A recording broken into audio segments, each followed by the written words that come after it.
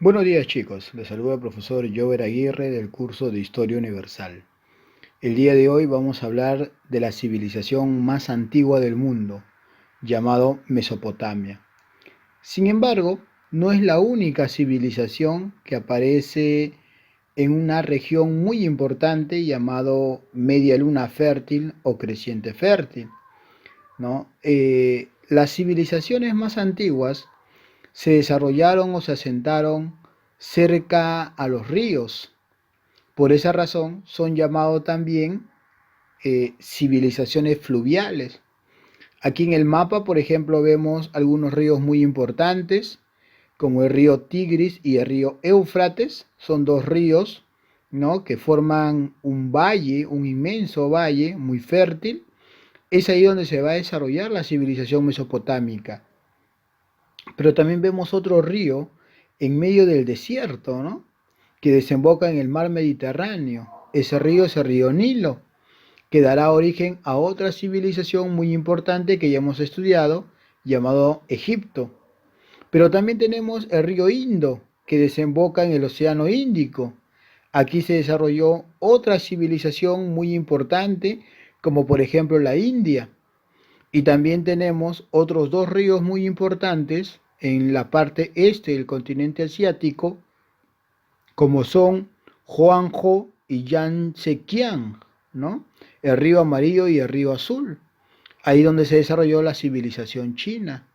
Entonces, a estas civilizaciones se le llama civilizaciones fluviales y se caracterizan porque surgen, ¿no? Son aquellas que surgen durante el Neolítico y que se asentaron junto a grandes ríos y desarrollaron una cultura propia y en las que también aparecería luego logros muy importantes como la escritura, por ejemplo.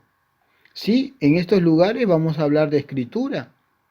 Las dos más populares son la escritura mesopotámica, llamada escritura cuneiforme, y la escritura jeroglífica de los egipcios.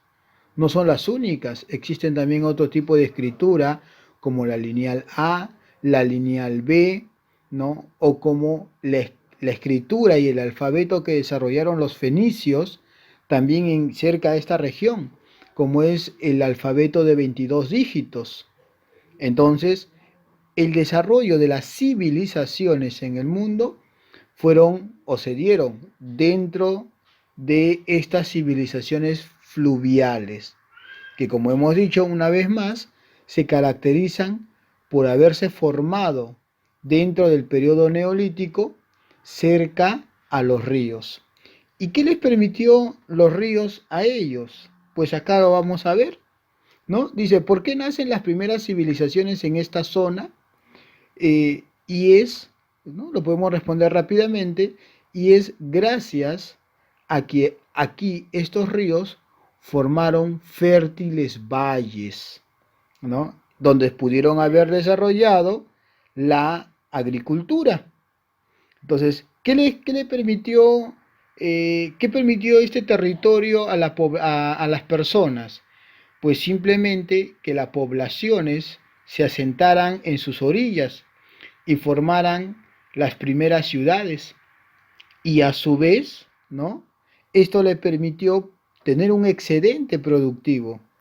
Y ese excedente productivo poco a poco fue controlado ahora por una organización llamado el Estado, ¿no? Y surgen por estas razones el desarrollo de los imperios, los primeros estados imperialistas que surgen en el bronce. Y esto, como hemos dicho, al final va a hacer que también desde el punto de vista no solo económico, sino también cultural, haya un desarrollo, apareciendo en estas ciudades leyes, ¿no?, la matemática y sobre todo la escritura. Entonces la escritura, ¿no?, debió haber surgido en esta etapa como una necesidad, como un medio para poder registrar todo en cuanto ellos desarrollaban. ¿no? Desde el punto de vista político, desde el punto de vista social y desde el punto de vista económico, la escritura les habría permitido a ellos registrar, guardar, almacenar en documentos todas sus transacciones, todos sus movimientos, todo lo que ellos, en otras palabras, querían realizar. Ahora sí, ¿no? Nos enfocamos en lo que es el medio geográfico de Mesopotamia, muchachos. Eh, la región de Mesopotamia, denominada así por los griegos debido a que Mesopotamia está compuesto de dos vocablos griegos, meso, que significa medio, y pótamos, que significa ríos. Por tanto, la palabra Mesopotamia significa país o región entre ríos. Se encuentra en una área muy importante llamada Cercano Oriente. En esta área se desarrollaron civilizaciones muy importantes, como hemos dicho ya, Egipto, Mesopotamia, los persas, los fenicios, ¿no? Entre otros. A toda esta región fértil se le conoce como la media luna fértil o el creciente fértil. Eh, Esta cultura se desarrolló entonces sobre la base de dos ríos muy importantes. Estos ríos son el río Tigris y el río Éufrates, que permitieron el desarrollo de las más variadas civilizaciones gracias a su potencial agrícola. Entonces, eh, recuerda, Mesopotamia nace gracias a dos ríos, de la cual viene su nombre, Mesopótamos, ¿no? Mesopotamia. Actualmente Mesopotamia vendría a ser el país de Irak, ¿ya? Irak con K al final, no confundirse con el otro país de Irán. Ahí se desarrolló otra civilización muy importante, pero Mesopotamia sería, recalco, en Irak. Eh, bueno, Mesopotamia estaba rodeada, chicos, tanto de mar como de montañas, ¿no? Entre otros. Por ejemplo, hacia el norte, la región de Mesopotamia limitaba con Armenia y los montes de Anatolia, una región muy, muy fértil, perdón, muy caracterizada por yacimientos minerales. Hacia el sur teníamos el Golfo Pérsico, ¿no? Que colinda con el océano. Hacia el este tenemos los montes Sagros y la meseta del Irán, una meseta muy fértil, una zona muy, pero muy, muy fértil. Y hacia el oeste teníamos que limitaba con Fenicia, una sociedad muy comercial, y luego el pueblo de Israel, ¿no? Después de que se asentaron en este territorio. Aquí tenemos entonces Mesopotamia, ha pasado por varios momentos, pero así como Egipto, que ya hemos visto se dividía en dos áreas, Alto Egipto y Bajo Egipto, pues Mesopotamia también se divide en dos, ¿no? La parte norte de Mesopotamia, la parte sur de Mesopotamia, e incluso algunos hablan hasta de una tercera región, que sería pues la zona de Caldea, ¿no? Por ejemplo, al norte estaba el Alta Mesopotamia, o también llamada la región de Asiria. Al sur estaba la Baja Mesopotamia, que luego también se le va a conocer como la cultura caldea, ¿ya? Que corresponde aquí, por ejemplo, a los países de Sumer, ¿no? O sea, los sumerios, por decirlo así, eh, y donde se inició la civilización en el mundo, ¿ya? Por eso los sumerios son la primera civilización en el mundo. Y la tercera que hemos dicho que hablan pues de la región de Akkad, ¿no? Que estaba al centro, donde se va a desarrollar también, ¿cómo se llama? Parte de la cultura caldea. Entonces, ¿cómo es la historia de Mesopotamia? La historia de Mesopotamia ha pasado por varias etapas, principalmente por cinco etapas. ¿Ya? El periodo sumerio, el periodo acadio, el periodo babilónico. Luego del periodo babilónico viene un periodo de invasión, ¿no? Pueblos de origen indoeuropeo introducen el hierro e invaden Mesopotamia, dándose el dominio de los mesopotámicos por los hititas, ¿no? Luego estos hititas serán derrotados por los asirios y luego los asirios serán derrotados, dando origen nuevamente al renacimiento babilónico. O sea, estamos hablando de una etapa, ¿no?, de 5 o 6 momentos en toda la historia de Mesopotamia, que es lo que vamos a ver ahora. ¿Ya? Empieza con el periodo sumerio.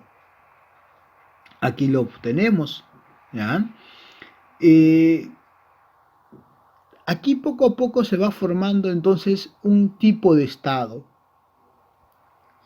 Ese estado estaba manejada por un rey teocrático, un rey sacerdote, llamado normalmente Patesi. Luego obviamente van a haber cambios y van a venir otros reyes más de carácter militar.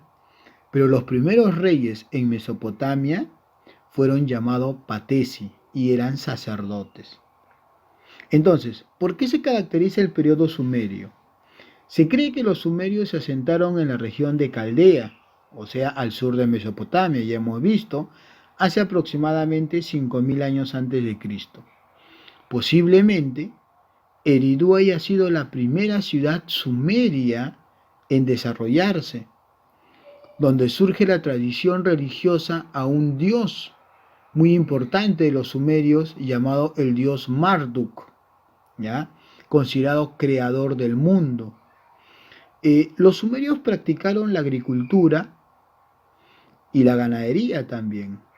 Además construyeron canales de irrigación para aprovechar las aguas del Tigris y el Éufrates y así cultivar el trigo, la cebada y garbanzos.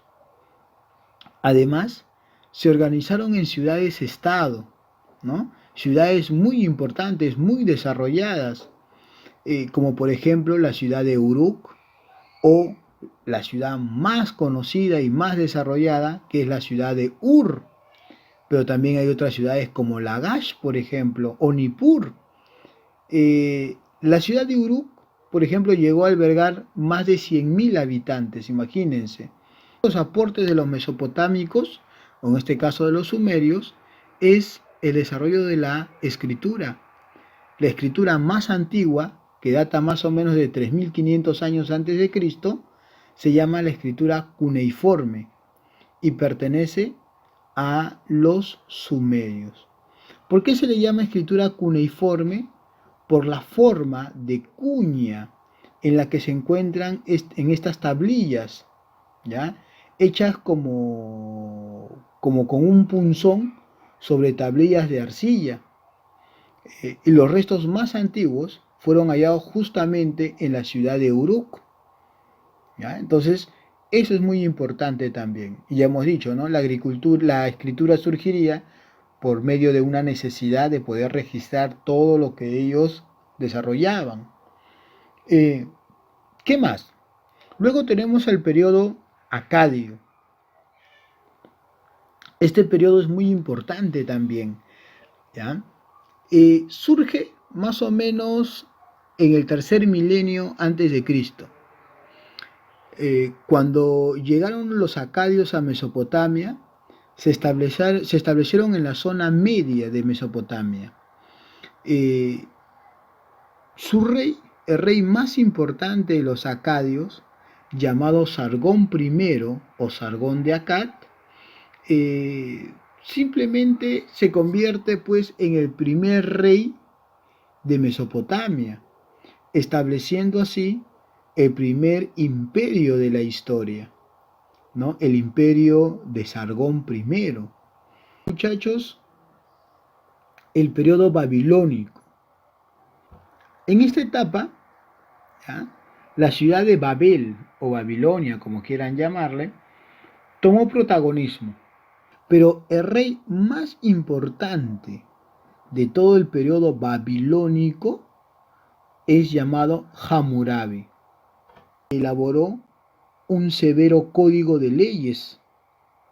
Este código fue tallado en una estela de piedra diorita, ¿no? Más o menos de color negro, por decirlo así. Y sus 282 leyes se basaban principalmente en lo que nosotros conocemos como la ley del talión, el famoso ojo por ojo y diente por diente. En la parte superior de la estela donde se encuentra esta escritura, se encuentran las figuras del propio Hammurabi recibiendo las leyes, ¿no? En sus manos del propio dios solar, del dios Samash. Otros le dicen Marduk también. ¿Ya? ¿Qué más? Este periodo de desarrollo de los babilonios se va a ver perjudicado, por decirlo así, debido a una invasión. Las casitas, mitáneos, invadieron en diferentes momentos a Mesopotamia, principalmente a los babilonios. Y ellos tenían como ventaja algo muy importante, que era el hierro. Entonces se podría decir que con esta invasión los hititas introducen el hierro a Mesopotamia, ¿ya? Lográndose así una cierta etapa en la historia de Mesopotamia bajo el control de un pueblo extranjero. Eh, los asirios, ¿ya?, al mando de Ashur-uballit, se rebelan contra los mitáneos derrotándolos. Su nieto, ¿no?, Salmanasar I fue el verdadero fundador del imperio asirio luego de expulsar a los hititas, ¿no? Muy bien. El poderoso imperio asirio se apoyó en la fuerza y en la organización de su ejército. Eran pueblos dedicados a la guerra también, el cual se caracterizaba por su hábil caballería, ¿no?, sus carros de combate, todos estos aportes introducidos por los hititas, por cierto, ¿no?, y sus temibles arqueros, sobre todo eso, ¿no? Sus temibles arqueros estaba conformando el ejército del imperio asirio. En este imperio se sucedieron varias dinastías que gobernaron, pero hay uno de ellos que es el más importante, ¿ya? ¿Quién sería en este caso? Pues simplemente sería un rey llamado Asurbanipal, famoso no solo por su crueldad, chicos, sino también por su gran afán expansionista. Por ejemplo, él culminó la conquista a los egipcios, ¿no?, consiguiendo así la máxima expansión del imperio asirio. Y por último, pues se dice que mandó a construir una gran biblioteca que lleva su nombre, ¿no? La biblioteca de Asurbanipal, o también conocida como la biblioteca de Nínive, que luego sería destruida, por cierto. Eh, Sin embargo, ¿no?, los asirios, por más que fueron un gran imperio, no pudieron controlar por mucho, mucho tiempo toda la región. Entraron a una etapa de decadencia, que serían pues luego invadidos, dando así inicio al resurgimiento de la ciudad de Babilonia, de la ciudad de Babel. Por eso hablamos de un segundo imperio babilónico o el periodo neobabilónico. Aquí los asirios van a ser derrotados y expulsados. El primer rey de esta dinastía neobabilónica, llamado Nabopolassar, expulsa entonces a los asirios y restablece este segundo imperio babilónico. Sin embargo, el rey más importante de este periodo neobabilónico es Nabucodonosor II. Fue el más grandioso soberano de Babilonia. Es conocido por consolidar su imperio al conquistar la ciudad de Jerusalén y llevar en cautiverio a los hebreos. Así es, pero también es importante porque embelleció la ciudad. Embelleció la ciudad mandando a construir, ¿no?, un famoso jardín colgante, llamado justamente así, los jardines colgantes de Babilonia, considerado por muchos años, por mucho tiempo, una de las 7 maravillas del mundo antiguo, ¿no? Sin embargo, este periodo es muy corto en su historia. Los neobabilónicos van a ser conquistados por el imperio persa de Ciro II, ¿no? El último rey babilónico, o neobabilónico si quieres llamarlo, fue pues Baltasar, ¿no? Así como el del nombre de los reyes magos, Baltasar. Entonces, el primer rey es Nabopolassar, ¿no? Que expulsó a los asirios. Nabucodonosor II es el más importante, pero el último se llama Baltasar, que fue conquistado por los persas de Ciro II o Ciro el Grande. Ahora, eh, ¿por qué se caracteriza Mesopotamia? Pues Mesopotamia, muchachos, se caracteriza por una cuestión muy importante, el desarrollo de su arquitectura, de su escritura, de su astronomía, entre otros. Pero terminemos de hablar de la historia de Mesopotamia. Los persas, al mando de Ciro II, derrotaron entonces al ejército neobabilónico, ¿no?, de Baltasar, y luego pasarían bajo el control de los persas.